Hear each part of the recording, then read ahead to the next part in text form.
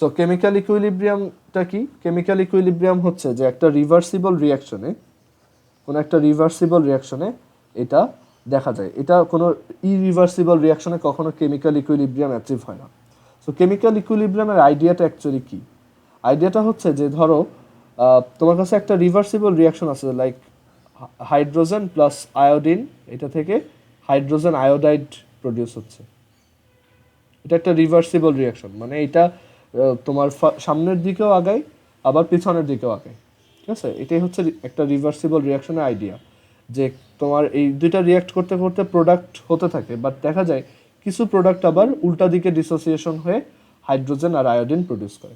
So এগুলো হচ্ছে reversible reaction. এখন what is chemical equilibrium? Chemical equilibrium হচ্ছে একটা ডাইনামিক সিচুয়েশন। মানে ডাইনামিক সিচুয়েশন মানে এটা তোমার চোখে দেখে মনে হতে পারে যে এই জায়গাতে একটা রিঅ্যাকশন স্টপ হয়ে গেছে, বাট ডাইনামিক সিচুয়েশন মানে এটা অ্যাকচুয়ালি স্টপ হয় নাই। ওকে, হাইড্রোজেন প্লাস আয়োডিন রিঅ্যাক্ট করে দুইটা হাইড্রোজেন আয়োডাইড প্রডিউস করে। এখন এখানে একটা রিভার্সিবল রিঅ্যাকশনে কেমিক্যাল ইকুইলিব্রিয়াম বলতে বোঝায় যখন আমাদের ফরওয়ার্ড রিঅ্যাকশন রেট আর ব্যাকওয়ার্ড রিঅ্যাকশন রেটটা ইকুয়াল হবে।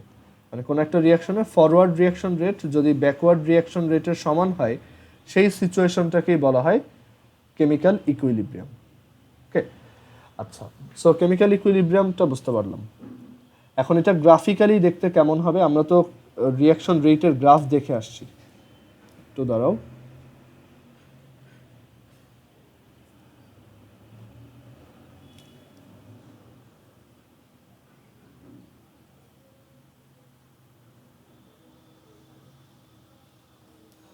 আমরা যদি একটা গ্রাফ ড্র করি, দেখো। আচ্ছা, বলো তো যে একদম প্রথমে কোন অ্যামাউন্টটা বেশি আছে? একটা রিভার্সিবল রিঅ্যাকশনে অবশ্যই লেফট সাইডে যেটা, সেটা অনেক বেশি অ্যামাউন্টে আছে, মানে তার কনসেন্ট্রেশন অনেক হাই। আর যে প্রোডাক্ট, সে আছে জিরো। যত টাইম যাবে এটা আস্তে আস্তে কমতে থাকবে, মানে রিঅ্যাক্টেন্টের অ্যামাউন্ট আস্তে আস্তে বা কনসেন্ট্রেশন আস্তে আস্তে কমতে থাকবে, আর প্রোডাক্ট আস্তে আস্তে বাড়তে থাকবে। আচ্ছা, এখন আমরা একটু চিন্তা করে দেখি যে এখানে যদি এরকম একটা গ্রাফ ড্র করি, এরকম একটা গ্রাফ ড্র করতেছি।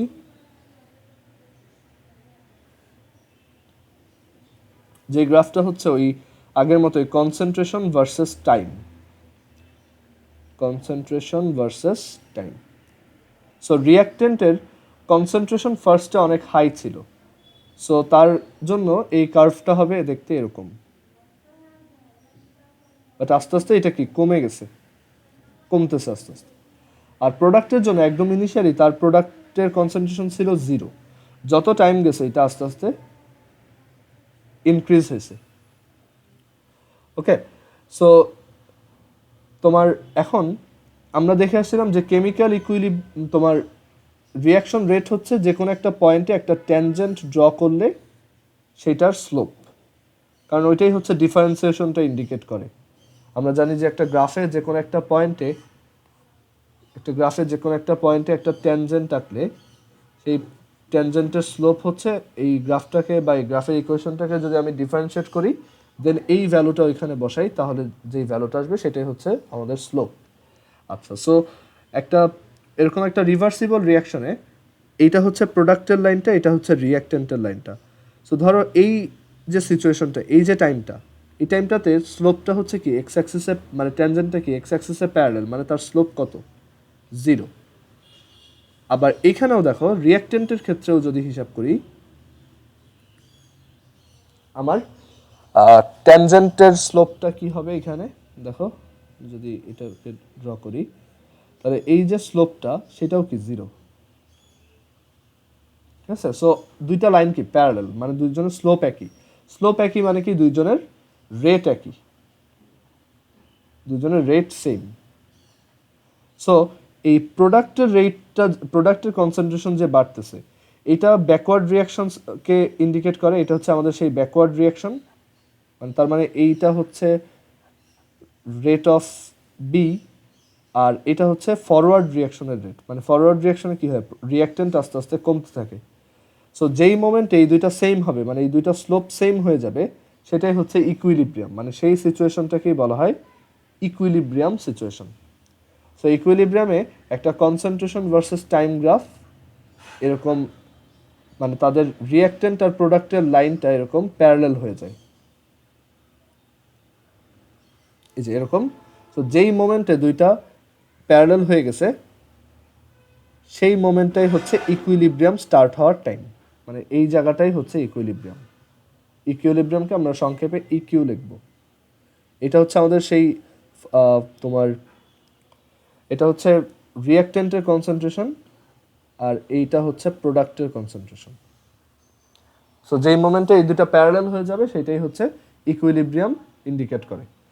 আরেকভাবে ইকুইলিব্রিয়াম বোঝা যায়, সেটা হচ্ছে যে আমরা যদি কনসেন্ট্রেশন ভার্সেস টাইম না গ্রাফ না এঁকে আর একটু ইজিলি তোমার রিয়াকশন রেট ভার্সেস টাইম গ্রাফটা ড্র করি।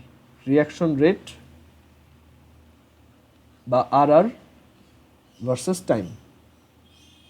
আচ্ছা, একটু চিন্তা করে বলো যে রিয়াকশন রেটটা তোমার রিয়াক্টেন্টের কনসেন্ট্রেশন প্রথমে থাকে কি অনেক হাই, তাহলে তার রিয়াকশন রেটও হাই থাকে প্রথমে, কারণ এই যে দেখো স্লোপটা কি অনেক স্টিপ, বা প্রোডাক্টের ক্ষেত্রেও দেখো অনেক স্টিপ, সরি এই রিয়াক্টেন্টের ক্ষেত্রে এটা কি অনেক বেশি, বাট এটা কি অনেক কম, কারণ এখানে অ্যামাউন্টটা কি জিরোর কাছাকাছি। আর এখানে আরেকটা ব্যাপার একটু বুঝতে হবে যে একদম ইনিশিয়ালি আমাদের যেহেতু রিয়াক্টেন্টের অ্যামাউন্ট অনেক বেশি, রিয়াক্টেন্ট হচ্ছে কি অনেক কনসেন্ট্রেটেড, মানে অনেক কনসেন্ট্রেশনে আছে, তাই আমরা যেহেতু দেখছি যে রিয়াকশন রেট হচ্ছে কার প্রপোর্শনাল, মানে ল অফ ম্যাস অ্যাকশনে কী দেখছিলাম, রিয়াকশন রেট হচ্ছে রিয়াক্টেন্টগুলোর কনসেন্ট্রেশনের প্রপোর্শনাল। সো একদম ইনিশিয়ালি আমাদের রিয়াকশন রেট কি অনেক বেশি। সো এই গ্রাফটাও দেখতে এই টাইপেরই হবে, যে একদম প্রথমে ফরওয়ার্ড রিয়াকশন রেটটা কি অনেক বেশি, কারণ রিয়াক্টেন্টের অ্যামাউন্টটা অনেক বেশি, বাট আস্তে আস্তে এটা গ্র্যাজুয়ালি কমতেছে। আর ব্যাকওয়ার্ড রিয়াকশনের ক্ষেত্রে যদি চিন্তা করি, ব্যাকওয়ার্ড রিয়াকশন মানে হচ্ছে উল্টাটা, একদম প্রথমে প্রোডাক্ট বলতে গেলে একদমই নাই। সো যেহেতু কনসেন্ট্রেশন অলমোস্ট জিরো, তাই ব্যাকওয়ার্ড রিয়াকশনের রেটটাও তো তোমার ব্যাকওয়ার্ড রিয়াকশনের জন্য রিয়াক্টেন্ট কি এইটা। সো ব্যাকওয়ার্ড রিয়াকশনের জন্য যেহেতু রিয়াক্টেন্টটা অনেক কম, তাই রিয়াকশন রেটটা কি অনেক কম। সো ব্যাকওয়ার্ড রিয়াকশন রেটটাও কি ইনিশিয়ালি অনেক ছোট থাকে। সো তার রিয়াকশন রেটটা আস্তে আস্তে কি বাড়তে থাকে। যখন দুইজন এই যে সেম হয়ে যায়, যেই মোমেন্টে দুইটা রিয়াকশন রেট সেম হয়ে যায়, সেই মোমেন্টটাকেই বলা হয় ইকুইলিব্রিয়াম। মানে এই যে টাইমটাতে তারা সেম রিয়াকশন রেট হয়ে গেছে, মানে এটা হচ্ছে আর এফ, এটা হচ্ছে আর বি। যখন forward reaction rate equal to backward reaction rate হয়, সেটাই হচ্ছে তোমার ইকুইলিব্রিয়াম। ঠিক আছে। আবার C versus T, concentration versus T graph যে এরকমই হইতে হবে তা না, এটা এভাবে হইতে পারে দেখো, কারণ এটা তো অ্যাকচুয়ালি জাস্ট তাদের স্লোপ বা তারা প্যারালাল হইলেই হয়েছে। ধরো এইটা এরকম একটা গ্রাফ দিলাম, এটা হচ্ছে প্রোডাক্ট, এটা হচ্ছে রিয়াক্টেন্ট। তারা কি ইকুইলিব্রিয়াম অ্যাচিভ করছে? হ্যাঁ। কোথায়? এই জায়গাতে, কারণ এইখানে এসে দুইটা প্যারালাল হয়ে গেছে, মানে দুইজনের ট্যানজেন্টের স্লোপ সেম হয়ে গেছে। ওকে, সো এটাও ইকুইলিব্রিয়াম ইন্ডিকেট করে। মানে এখানে যে ইন্টারসেক্ট করতেই হবে দুইটাকে এরকম কোনো কথা নেই, বাট এইটাতেই ইন্টারসেক্ট করতেই হবে, কারণ এখানে স্লোপের ব্যাপার না বা ট্যানজেন্টের ব্যাপার না, এটা হচ্ছে দুইটা ইকুয়াল হইতে হবে।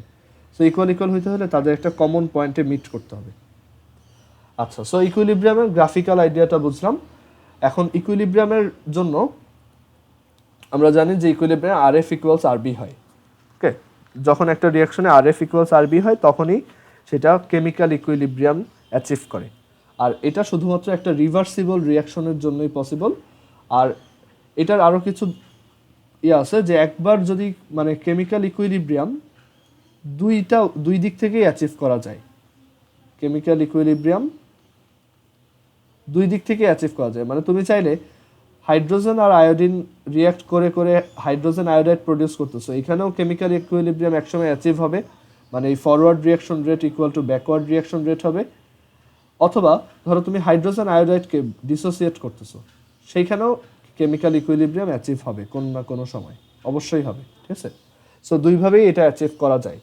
কেমিক্যাল ইকুইলিব্রিয়াম শুধুমাত্র রিভার্সিবল রিয়াকশনের জন্যই অ্যাপ্লিকেবল। ফরওয়ার্ড বা তোমার ইরিভার্সিবল রিয়াকশনের জন্য কেমিক্যাল ইকুইলিব্রিয়াম বলতে কিছু নাই। কেমিক্যাল ইকুইলিব্রিয়াম একটা ডাইনামিক স্টেট, বা তার নেচার হচ্ছে ডাইনামিক। তুমি একটা রিয়াকশন যেটা কিনা কেমিক্যাল ইকুইলিব্রিয়াম অ্যাচিভ করে ফেলছে, তোমার কাছে মনে হবে রিয়াকশনটা থেমে গেছে, বাট আসলে তা না। এখানে কন্টিনিউয়াসলি রিয়াক্টেন্ট প্রোডাক্টে কনভার্ট হচ্ছে, প্রোডাক্ট রিয়াক্টেন্টে কনভার্ট হচ্ছে, বাট দুইটার রেট সেম দেখে তোমার কাছে মনে হয় যে রিয়াকশনটা থেমে আছে। আর একটা কেমিক্যাল ইকুইলিব্রিয়াম খুবই স্টেবল, মানে একবার কেমিক্যাল ইকুইলিব্রিয়াম অ্যাচিভড হইলে সেটাকে ওইখান থেকে সরানো খুব টাফ। সরানোর জন্য আমাদের কিছু ফ্যাক্টর চেঞ্জ করতে হয়। সেই ফ্যাক্টরগুলো তোমরা জানো, লাশাতেলিয়াস প্রিন্সিপাল হয়তো পড়ছো, যে টেম্পারেচার, প্রেশার আর হচ্ছে কনসেন্ট্রেশন। লাশাতেলিয়াস প্রিন্সিপাল আগে পড়ছো না? এটা কি আগে কখনো পড়ছো? মানে ওকে, আচ্ছা, সো এটা আমি দেখাই দিব, এটা এখানে আছে। সো আর হচ্ছে একটা রিভার্সিবল রিয়াকশন কখনোই কমপ্লিট হয় না, মানে সে হচ্ছে একটা ইনকমপ্লিট রিয়াকশন। কেন ইনকমপ্লিট? কারণ এখানে কন্টিনিউয়াসলি প্রোডাক্ট টু রিয়াক্টেন্টে কনভার্ট হয়, মানে রিয়াক্টেন্ট প্রোডাক্টে কনভার্ট হয়, মানে এমন কখনোই হয় না যে সব রিয়াক্টেন্ট শেষ হয়ে সবাই প্রোডাক্টে কনভার্ট হয়ে গেছে, এটা হয় না। আবার এরকমও হয় না যে সব প্রোডাক্ট আবার রিয়াক্টেন্টে ব্যাক করছে, এটাও হয় না। মানে দুইটাই কো এক্সিস্ট করে, মানে রিয়াক্টেন্টও থাকে, প্রোডাক্টও থাকে, দুইটাই একই সাথে এক জায়গায় থাকে। সো এটা একটা ইনকমপ্লিট রিয়াকশন, এটা কখনো শেষ হয় না।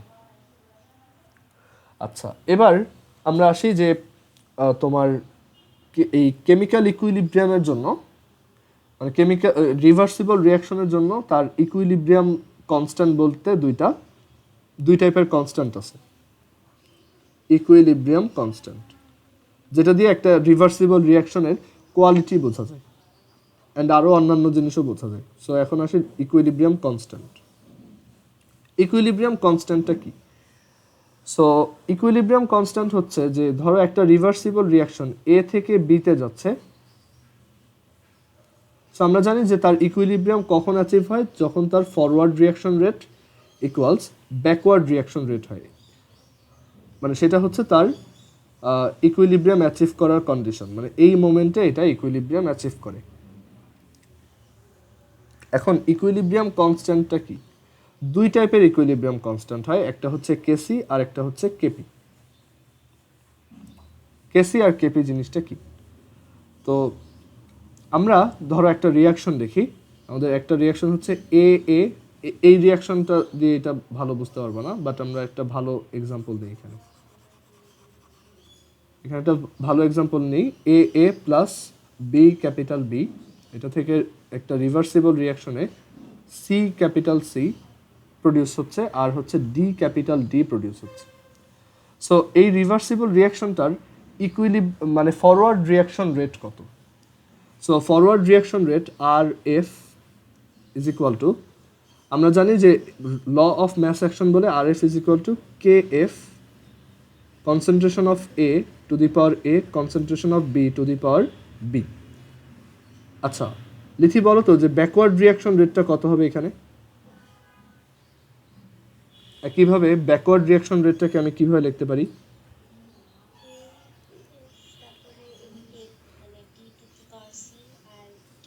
ও আচ্ছা, সরি, এখানে এটা ক্যাপিটাল সি হবে, সরি, এটা হচ্ছে ক্যাপিটাল সি, আর এখানে কে বি হবে, ঠিক আছে, মানে ব্যাকওয়ার্ড রিয়াকশনের specific reaction rate. So K B, এগুলো কিন্তু capital K, capital KP, capital KC, আর এটা কিন্তু স্মল কে, এটা অনেকে কনফিউজড হয়ে যায়, ঠিক আছে। আচ্ছা, capital C to the power C আর capital D to the power D. So ইকুইলিব্রিয়ামে আমরা জানি R F is equal to R B হয়। সো ইকুইলিব্রিয়াম আমরা তাহলে লিখতে পারি এটা ইকুয়ালস এটা।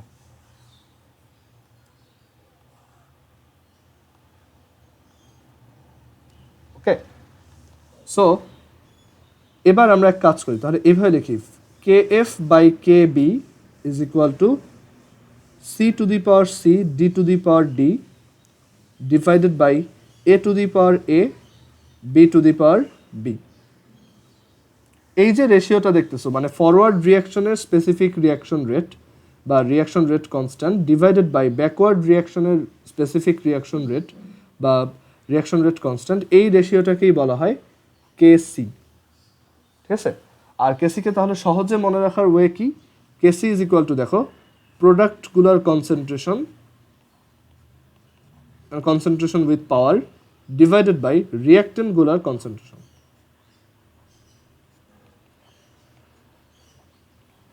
সো এটাকেই বলা হয় কেসি।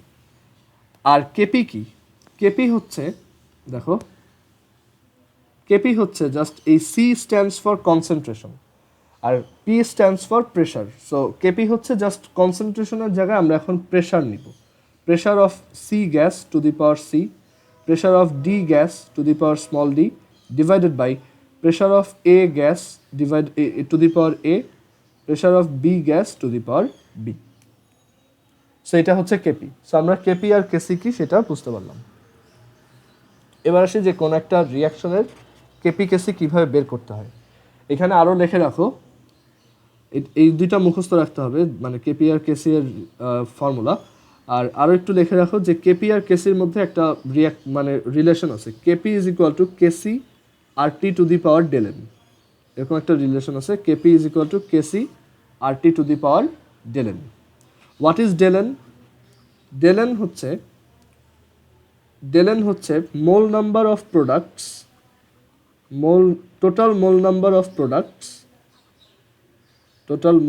of products minus mole number of reactants.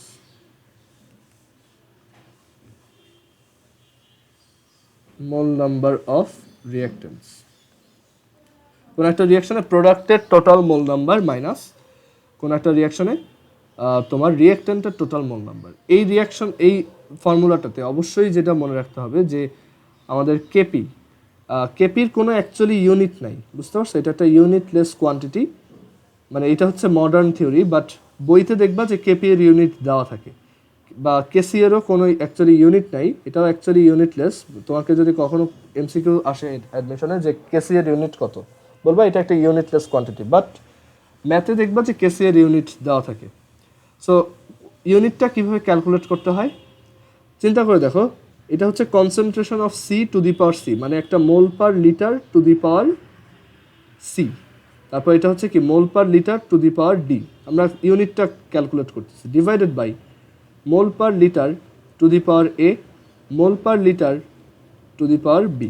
So overall লেখা যায় mole per litre to the power C plus D minus A minus B. C plus D হচ্ছে কি মোল number of products, A plus beta কি মোল number of রিয়াক্ট্যান্টস। ঠিক আছে, so আমরা কি বলতে পারি, এটা হচ্ছে answer mole per litre whole to the power del N.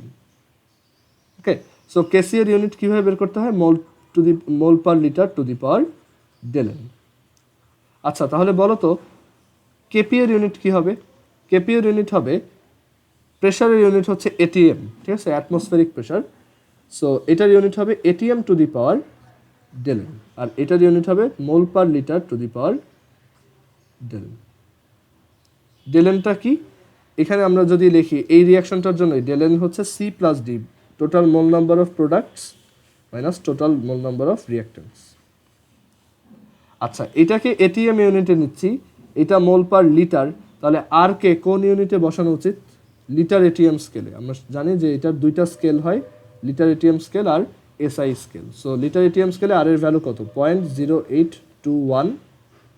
Litre atm স্কেলে আর এর ভ্যালু হচ্ছে 0.0821 litre ATM per mole per kelvin.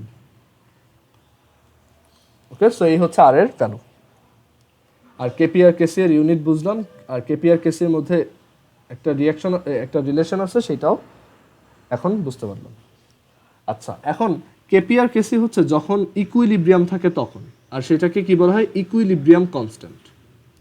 Okay, but যে কোনো একটা রিয়াকশনে মানে এটা কি অ্যাকচুয়ালি প্রোডাক্টের মানে ইকুইলিব্রিয়ামে প্রোডাক্টের কনসেন্ট্রেশনের সাথে ইকুইলিব্রিয়ামে রিয়াক্টেন্টের কনসেন্ট্রেশনের রেশিও, রাইট? এটাই হচ্ছে কেসি। আবার কেপি হচ্ছে ইকুইলিব্রিয়াম সিচুয়েশন। অবশ্যই যেটা মাথায় রাখতে হবে, কেসি আর কেপি কখনের জন্য? ইকুইলিব্রিয়ামের জন্য। ইকুইলিব্রিয়ামে প্রোডাক্টগুলোর প্রেশারের সাথে রিয়াক্টেন্টের সরি ইকুইলিব্রিয়ামে প্রোডাক্টগুলোর প্রেশারের সাথে রিঅ্যাকট্যান্টগুলোর প্রেশারের রেশিও। এখন যে কোনো একটা মোমেন্টে একটা রিয়াকশনের প্রোডাক্টের কনসেন্ট্রেশনের রেশিও আর রিঅ্যাকট্যান্টের কনসেন্ট্রেশন রেশিও কি মিন করে যে কোনো মোমেন্টে, নট অনলি ইকুইলিব্রিয়াম। ধরো একটা reaction A A plus B B, একটা reversible reaction C capital C small D capital D. So যে কোনো মোমেন্টে ধরো ইকুইলিব্রিয়াম এখন অ্যাচিভ হয় নাই বা ইকুইলিব্রিয়াম অ্যাচিভ হয়ে গেছে, আমরা এখন আরও সামনে চলে গেছি, মানে এখন ইকুইলিব্রিয়ামের পরবর্তী অবস্থাতে গেছি। সো এই রিয়াকশনটার যে কোনো মোমেন্টে তার প্রোডাক্টগুলোর কনসেন্ট্রেশন, আর কনসেন্ট্রেশন মানেই উইথ পাওয়ার, আর রিয়াক্ট্যান্টগুলোর কনসেন্ট্রেশনের রেশিও, এটাকে বলা হয় কিউসি। কিউসি মানে হচ্ছে রিয়াকশন, সরি এটা হচ্ছে, হ্যাঁ এটা হচ্ছে রিয়াকশন কোশেন্ট, এটাকে বলা হয় রিয়াকশন কোশেন্ট। আর সিমিলারলি প্রেশারের জন্য আছে QP, pressure of C to the power C, pressure of D to the power D divided by pressure of A to the power A, pressure of B to the power B. So এটাকে বলা হয় reaction, এটাও হচ্ছে reaction quotient. But এইটা হচ্ছে reaction quotient in concentration, in case of concentration বা concentration scale, আর এটা হচ্ছে ইন প্রেশার। কেপি কেসিও হচ্ছে দুইটাই ইকুইলিব্রিয়াম কনস্ট্যান্ট, একটা হচ্ছে কনসেন্ট্রেশন দিয়ে এক্সপ্রেস করা আর একটা প্রেশার দিয়ে এক্সপ্রেস করা। এখন একটু চিন্তা করে দেখো যে যখন ইকুইলিব্রিয়াম হয়, when t ইকুয়ালস, মানে টাইম যখন ইকুইলিব্রিয়াম, মানে টাইমটা যখন ইকুইলিব্রিয়ামের টাইমে পৌঁছায়, when t equals equilibrium, then qc is equal to কত, kc, and qp is equal to কত, kp, রাইট? এটাতে তো কোনো ডাউট নেই, কারণ এটা হচ্ছে অ্যাট এনি মোমেন্ট, আর কেপি কেসি হচ্ছে অনলি অ্যাট ইকুইলিব্রিয়াম। সো যখন ইকুইলিব্রিয়াম হবে তখনকার কিউসিটাই কি, কেসি, আর যখন ইকুইলিব্রিয়াম হবে তখনকার কিউপিটাই কি, কেপি। আর এছাড়া তোমার কিউসি আর কিউপি হচ্ছে অন্যান্য মোমেন্টে। সো কোনো একটা রিয়াকশনে যদি আমরা দেখি যে কিউসি এর ভ্যালু কেসি থেকে ছোট, তার কিউসি এর ভ্যালু কেসি থেকে ছোট, তাহলে কি বুঝবো? কোনো একটা রিয়াকশনে যদি দেখি কিউসি এর ভ্যালু কেসি এর সমান, তাহলে কি বুঝবো? আর যদি দেখি কিউসি এর ভ্যালু গ্রেটার দ্যান কেসি, তখন কি বুঝবো? কিউসি যদি কেসি এর সমান হয় তাহলে আমার বুঝতে হবে এই রিয়াকশনটা ইকুইলিব্রিয়ামে চলে আসছে। কিউসি লেস দ্যান কেসি, তার মানে কি কিউসির ভ্যালু কেসি থেকে ছোট। এখন এই ফ্র্যাকশনটা কখন কেসি থেকে ছোট, মানে যখন তার প্রোডাক্টটা কম আর রিয়াক্ট্যান্ট বেশি, তার মানে তার এখনও প্রোডাক্ট কম রিয়াক্ট্যান্ট বেশি, তার মানে সে এখনও ইকুইলিব্রিয়ামে পৌঁছায় নাই, মানে সে এখনও ফরওয়ার্ড রিয়াকশন করতেছে। So Qc less than Kc হলে আমরা বুঝবো যে এটা একটা ফরওয়ার্ড রিয়াকশন, মানে এই রিয়াকশনটা একটা ফরওয়ার্ড রিয়াকশন হচ্ছে, বা এখনও ইকুইলিব্রিয়ামে আমরা অ্যাচিভ করিনি, আমরা আস্তে আস্তে মানে ইনিশিয়াল স্টেট থেকে ইকুইলিব্রিয়ামের দিকে যাচ্ছি। আর কিউসি ইকুয়ালস কেসি মানে আমরা অলরেডি ইকুইলিব্রিয়ামেই আসি, আর কিউসি গ্রেটার দেন কেসি মানে প্রোডাক্ট আরও বেশি হয়ে গেছে, প্রোডাক্ট আরও বেশি হয়ে গেছে। ওকে, সো প্রোডাক্ট বেশি হয়ে গেছে, আচ্ছা দাঁড়াও এটা ভুল বলছি মনে হয়, ও এটা ফরওয়ার্ড রিয়াকশন না, সরি একটু খেয়াল করে দেখো যে একটা এরকম একটা রিভার্সিবল রিয়াকশন, সো কিউসি যদি লেস দ্যান কেসি হয়, তার মানে হচ্ছে ইকুইলিব্রিয়ামে যে যতটুকু প্রোডাক্ট থাকার কথা তার থেকেও প্রোডাক্ট এখন কম, মানে তার থেকে প্রোডাক্টটা কি কম। সো আমরা জানি একটা রিয়াকশন যত ফরওয়ার্ডে যায় তার প্রোডাক্ট তত বাড়তে থাকে, একটা রিয়াকশন যত ব্যাকওয়ার্ডে যায় তার প্রোডাক্ট তত ডিক্রিজ হতে থাকে। তার মানে কিউসি লেস দ্যান কেসি মানে হচ্ছে এটা ব্যাকওয়ার্ড রিয়াকশন পারফর্ম করতেছে, মানে আস্তে আস্তে প্রোডাক্ট কি কমে যাচ্ছে, কেসি থেকেও কমে যাচ্ছে, তার মানে এটা ব্যাকওয়ার্ড রিয়াকশন পারফর্ম করতেছে। কিউসি ইকুয়ালস কেসি মানে হচ্ছে এটা তোমার ইকুইলিব্রিয়ামেই আছে, আর কিউসি গ্রেটার দ্যান কেসি মানে কিউসির ভ্যালুটা, আচ্ছা না আমি বারবার এটাকে উল্টায় ফেলছি, একটু আমি চিন্তা করে নিই, তারপর আমি আমার মাথায় হঠাৎ আউট হয়ে গেল, এটা ভুলে গেছি, একটু wait. QC is less than KC, that means এখন আমাদের প্রোডাক্ট হচ্ছে কম, সো প্রোডাক্ট যদি কম হয়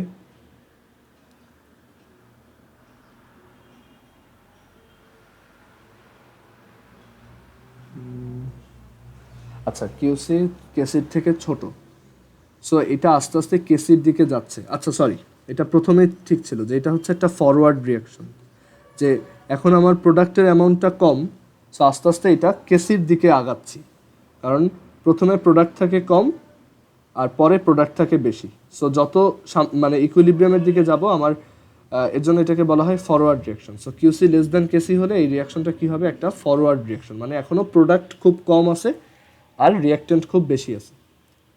আর কিউসি গ্রেটার দ্যান কেসি মানে অলরেডি অনেক প্রোডাক্ট ক্রিয়েট হয়ে গেছে আর রিয়াক্টেন্ট অনেক কমে গেছে। সো এটা মানে হচ্ছে যে আমাদের রিয়াকশনটা তাহলে উল্টা দিকে হবে, মানে ব্যাকওয়ার্ড রিয়াকশনটা তখন বেশি স্পিডে হবে আর কি, ব্যাকওয়ার্ড রিয়াকশনের রেটটা তখন বেশি,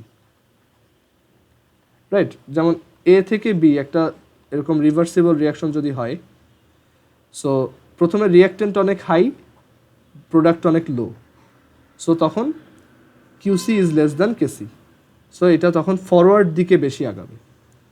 দেন ইকুইলিব্রিয়াম অ্যাচিভ করলো, দেন যখন প্রোডাক্ট অনেক বেশি হয়ে যাবে, মানে কিউসি ইজ গ্রেটার দেন কেসি হবে, তখন এটা আস্তে আস্তে আবার রিয়াক্টেন্টের দিকে আগাবে, আর তো ওই মোমেন্টে রিয়াক্টেন্ট খুবই কম থাকে, সো আস্তে আস্তে ব্যালেন্স করার জন্য সে আবার রিয়াক্টেন্টের দিকে এগোতে থাকবে। সো এইটা ইউজ করে আমি কোনো একটা রিয়াকশন কোন দিকে যাবে সেটা ডিটারমাইন করতে পারবো। তোমাকে একটা রিয়াকশন দিয়ে যদি বলে যে তুমি এটার ডিরেকশন বের করো, যে এটা কি ইকুইলিব্রিয়ামে আছে নাকি এটা ফরওয়ার্ড দিকে যাচ্ছে নাকি ব্যাকওয়ার্ড দিকে যাচ্ছে, তো তুমি কি করবা, কিউসি বের করবা আর কেসি বের করবা। আবার এখানে কিউসি কেসি এর জায়গায় কিউপি কেপি দিয়েও চেক করতে পারো, একই। সো কম্পেয়ার করে দেখবা যে এটা কোন দিকে যায়। ওকে, সো এই পর্যন্ত কি ক্লিয়ার তোমার? কোনো কনফিউশন আছে এখানে? ওকে, সো আমরা কেপি কেসি কিউপি কিউসি বুঝলাম। এবার আমি একটা এক্সাম্পল দেখাই যে কিভাবে আমি কেপি আর কেসি বের করতে পারি। ঠিক আছে, কেপি আর কেসি বের করা খুবই সহজ। সো একটা এক্সাম্পল দেখাই, এটা যদি দেখাই দিতে পারি তাহলে তুমি বাসায় নিজে ম্যাথ করতে পারবা।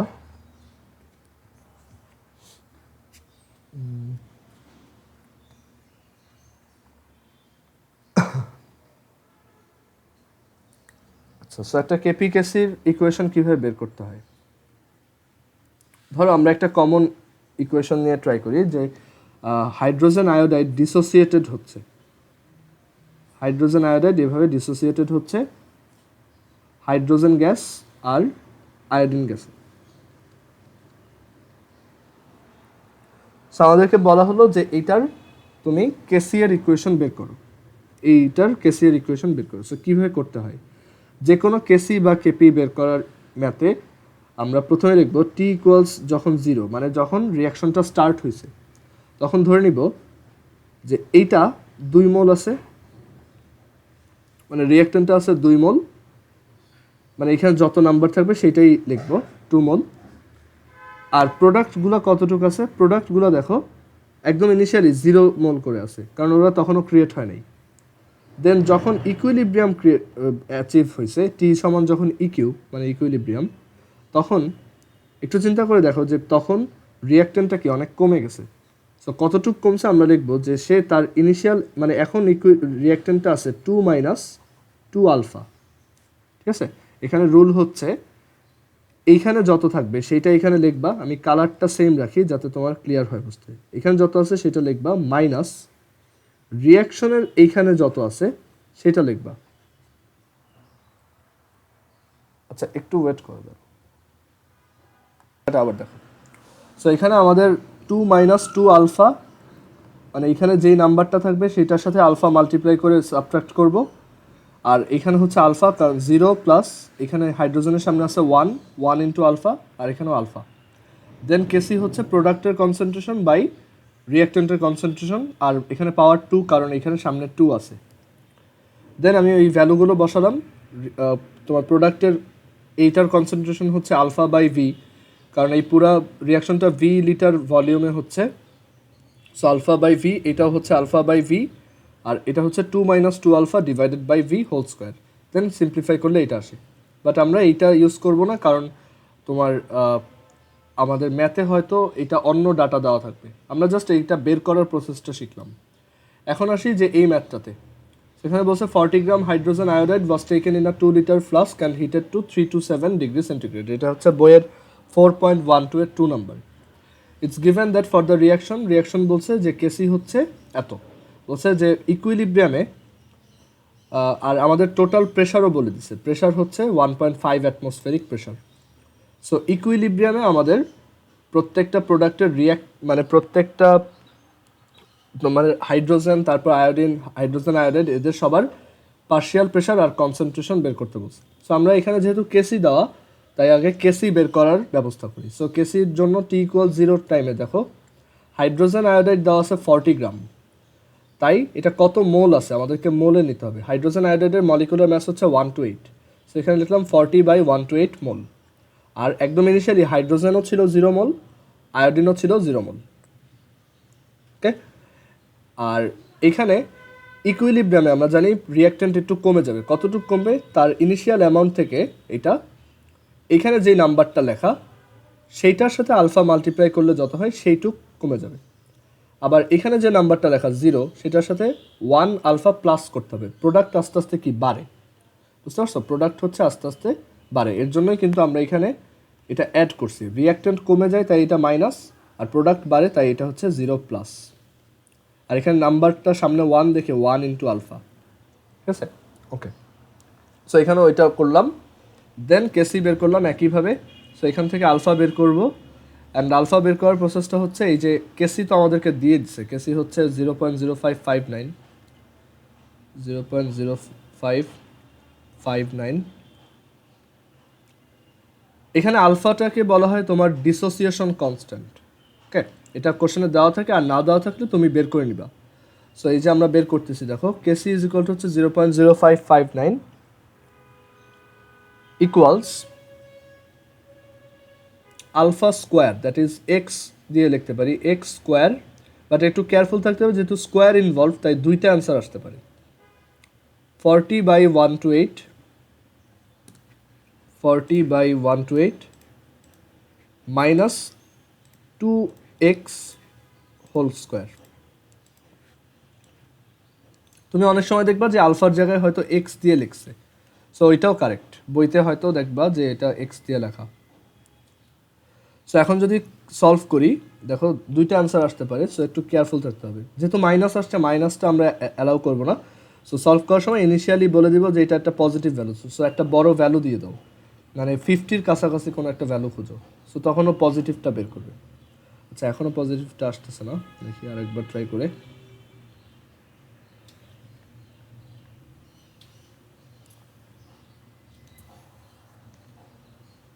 আচ্ছা, পজিটিভ ভ্যালুটা এখানে আসতেছেই না, একটু আমি দেখে নিই, দাঁড়াও।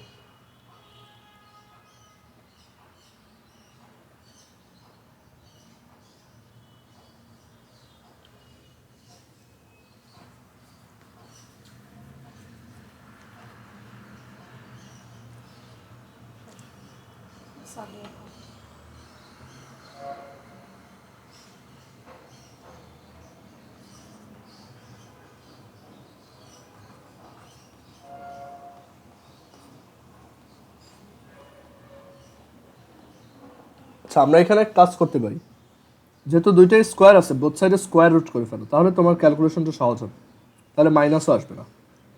বোথ সাইডে স্কোয়ার রুট করে দাও।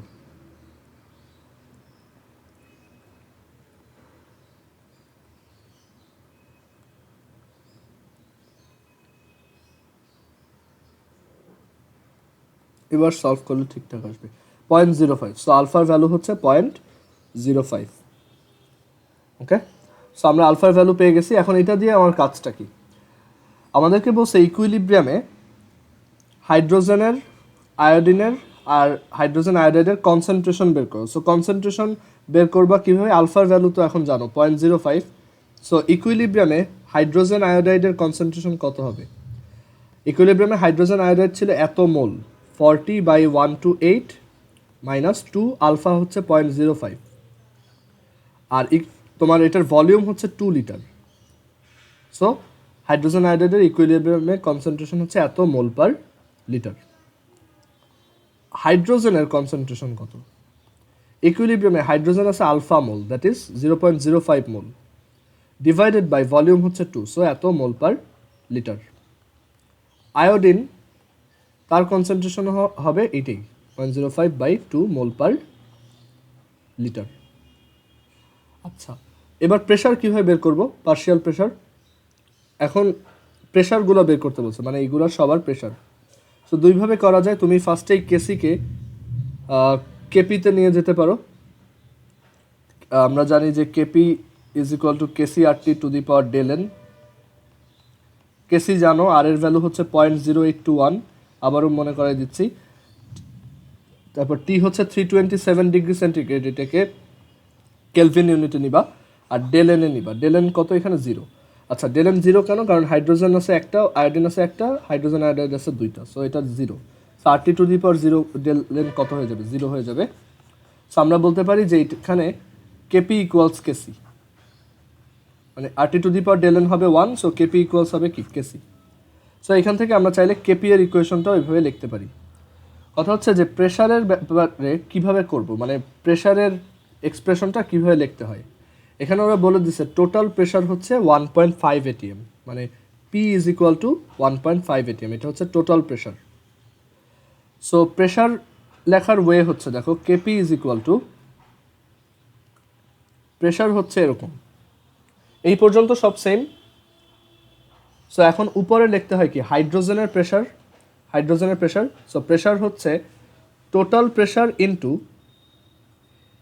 এইটা টোটালটার কত, মানে ফ্র্যাকশন কত, মানে এখানে টোটাল মোল নাম্বার কত, মানে এখানে এটার মোল ফ্র্যাকশন নিতে হয়, এটাকে বলে মোল ফ্র্যাকশন।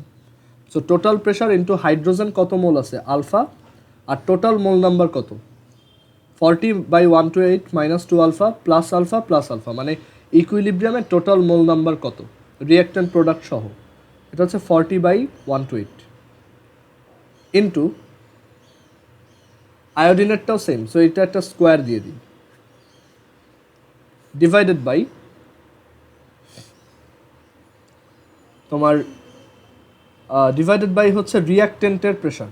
সো রিঅ্যাক্টেন্টের প্রেশার হবে টোটাল প্রেশারের রিঅ্যাক্টেন্ট যত মোল আছে, মানে রিঅ্যাক্টেন্টের মোল নাম্বারটার ফ্র্যাকশন কত।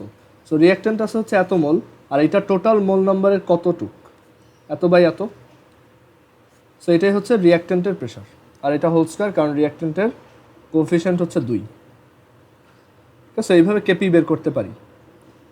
ওকে, বাট আমাদের কেপিটা তো বের করার দরকার নেই, কারণ কেপিটা আমি কেসি থেকেই দেখতেছি, কেসি এর ভ্যালুটা কেপি এর সমান। সো এখান থেকে তাহলে বলো তো যে প্রেশার অফ হাইড্রোজেন আয়োডাইড কত হবে? What will be the pressure of hydrogen iodide? Pressure of hydrogen iodide হবে টোটাল প্রেশার ইন্টু ইকুইলিব্রিয়ামে হাইড্রোজেন আয়োডাইড কত মোল আছে, আমরা আলফার ভ্যালু অলরেডি জানি, divided by total mole number কত, মানে এই তিনটাকে অ্যাড করলে কত আসে? 40/128। সো এখানে লিখবো 40/128।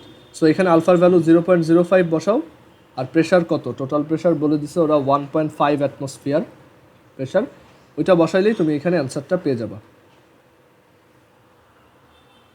ওকে, আর এইটার ক্ষেত্রে এই যে এখানে হাইড্রোজেনের প্রেশার কত হবে বা পার্শিয়াল প্রেশার কত হবে বলো তো দেখি? হাইড্রোজেনের পার্শিয়াল প্রেশারটা কত হবে? টোটাল প্রেশার ইন্টু কত লিখবো?